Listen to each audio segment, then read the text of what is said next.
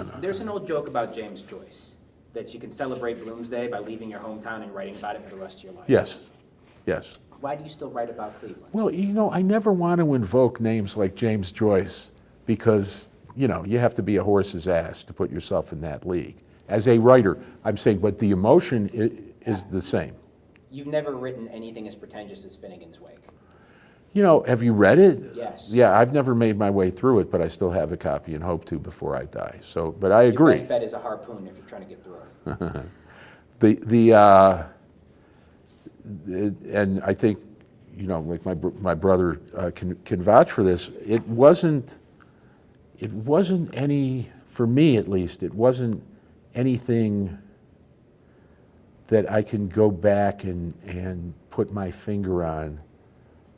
And it wasn't entirely the sports teams, but it was a time, and I was at an age where I was very, very taken by living in a kind of a proud city.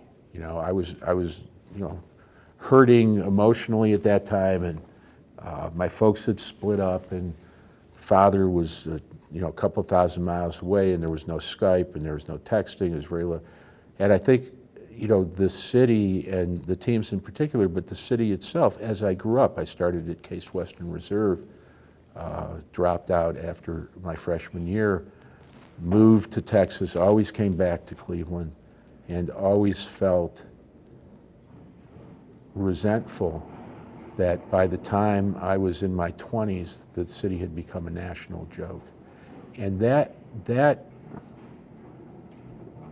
in a way that's not really literary or Joycean or anything else, kind of a defender of, like we passed the Cuyahoga sign today on Interstate 80, which is a long way from Cleveland, and my wife and I were talking about just Indian words and how there's no sweeter word in the world than Cuyahoga to me, the Crooked River.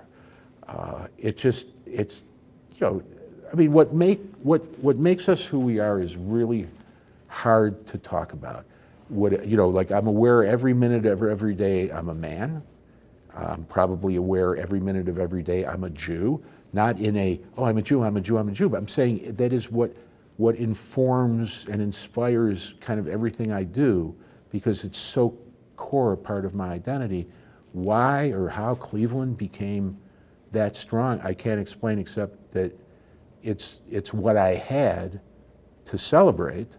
The sports were only part of it. It was just like, to me, like a big, scary, I didn't grow up on the streets of Cleveland. We lived in Cleveland Heights, the inner ring suburb, and going to the stadium at a certain age was always an adventure, taking CTS. So it just kind of made me who I am, even peeing at the trough at the stadium, and manhood and penis size and all that stuff is of a piece. And trying to figure it out is probably why Finnegan's Wake is unreadable. When's the last time sports made you weep copiously? When the kid and I, my son and I, were at the Wild Eagle Saloon.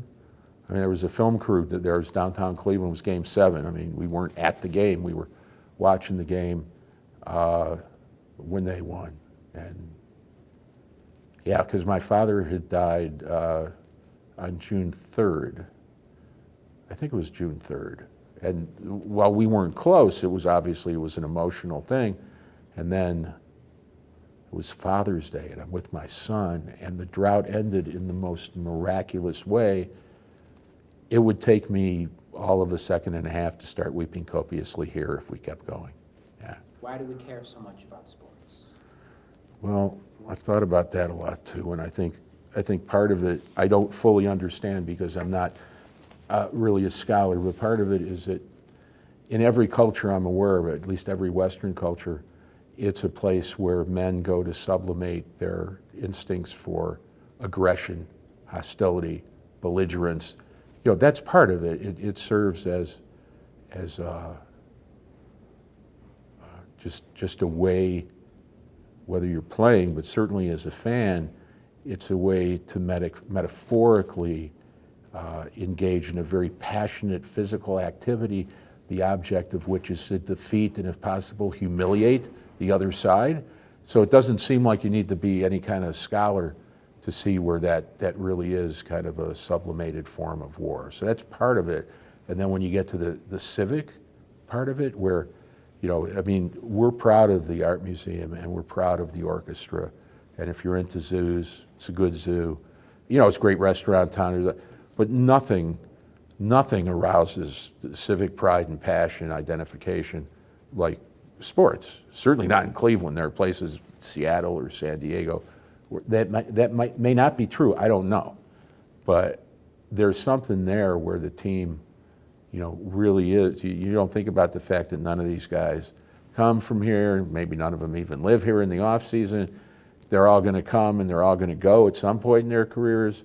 It doesn't matter. They're wearing your team's laundry. And that's just crazy there's nothing rational about it, but there is a point at which they're representing you. You're the one who has to go, whether you're a salesman or just traveling, and you know, whether you're wearing Browns, Tribe, or Cavs stuff, by doing so, you're asking people to come at you, you know, sometimes friendly, sometimes not, but your identification, my identification with those teams is diagnostic. You know, it's pathological. I'm clearly not alone.